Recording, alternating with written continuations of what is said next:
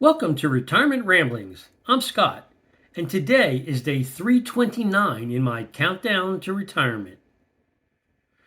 So today, I contacted my insurance rep to find out what steps are required to cancel my personal disability policy. So I bought this policy probably in my 30s when I was really concerned about what might happen, like getting MS or some slow, debilitating disease, and then the burden that that would place on my family from a financial point of view. So I had started working with an insurance rep back then on life insurance and other things, and it seemed to make sense to me, again, knowing that I was never going to work for a single company for long periods of time, that I get a personal disability policy. So I did. Well, that policy cost me just under about $150 a month, so 148 and change.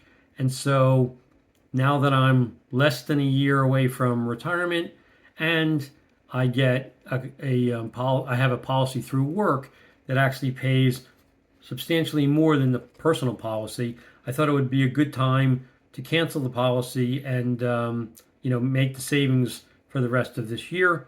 So I contacted my agent.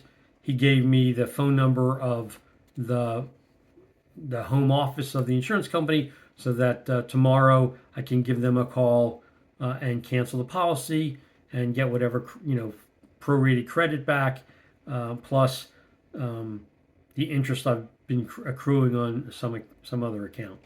Anyway, that should save me a little bit of money for the rest of the year. And then, as I mentioned in the last couple of videos, we've had a bunch of restructuring going on, and various folks that I work with have gotten laid off.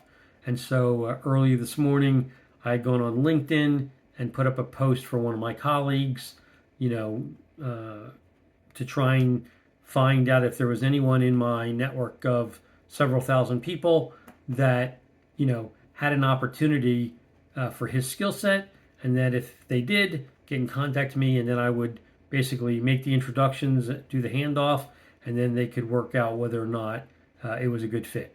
So had several hundred people, go through it. Nobody's reached out to me yet, but I'm hoping that I'll at least get one or two people that I can, make the introductions for.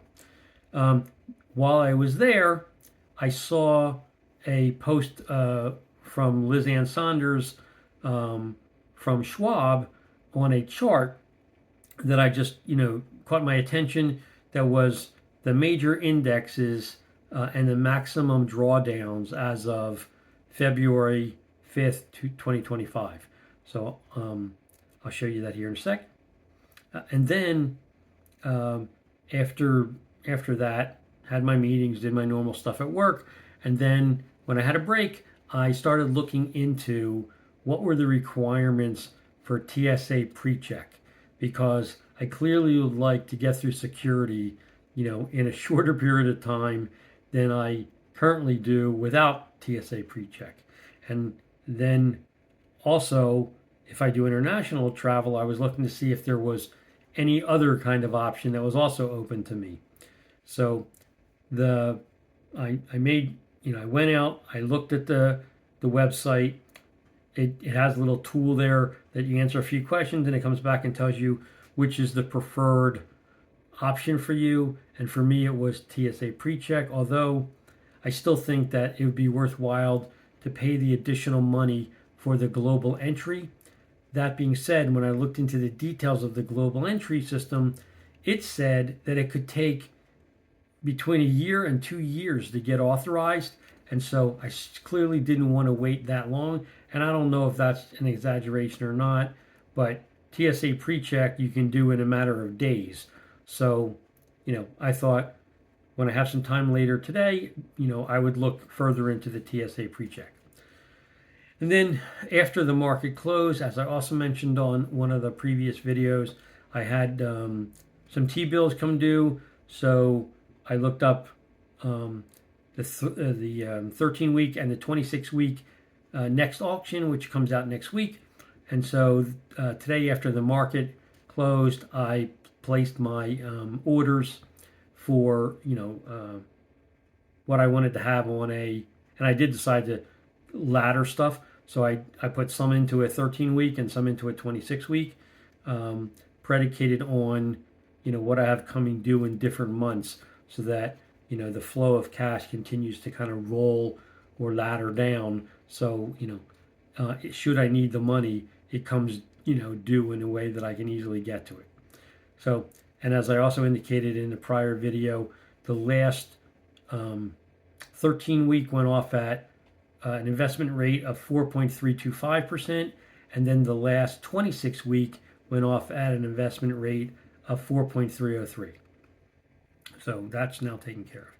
And then ran out to dinner, came back, and then circled back on the TSA website, figured out where the closest enrollment facility is to me, and then went through and answered all the questions for myself and for my wife, submitted the application, and set up the enrollment meeting, which I was able to get the meeting tomorrow, which is awesome.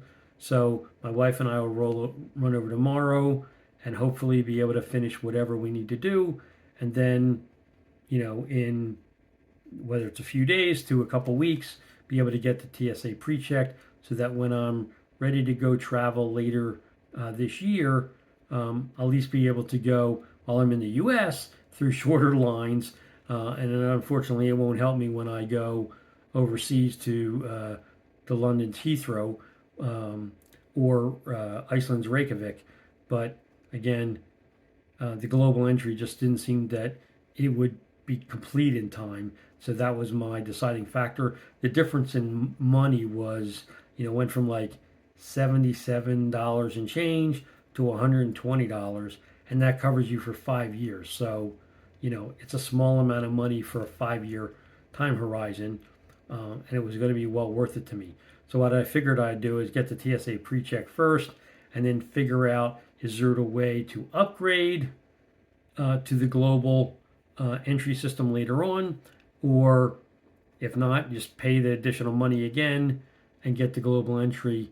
Because once I retire, we do have plans to travel internationally, and they definitely advise that if you're going to be traveling more than 4 times a year internationally, it's more than worth it to get that particular entry card. So that's my plan. Anyway, that's my update for the day. If you have any questions, any comments, please leave them in the comment section down below, or you can drop me an email at myretirementramblings@gmail.com. And before I sign off, I'd super appreciate it. I'm just trying to get an idea of where people are that are watching any of my videos. And so if you would do 2 things for me and just in the comment section say, like, where you are. Like, I don't know if you're in the States, in the UK, in Australia, etc.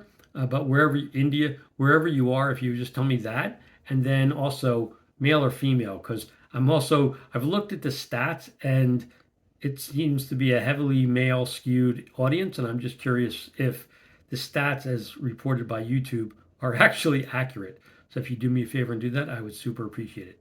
In any event, whether you do or you don't, I hope you have a great evening, and until tomorrow, take care.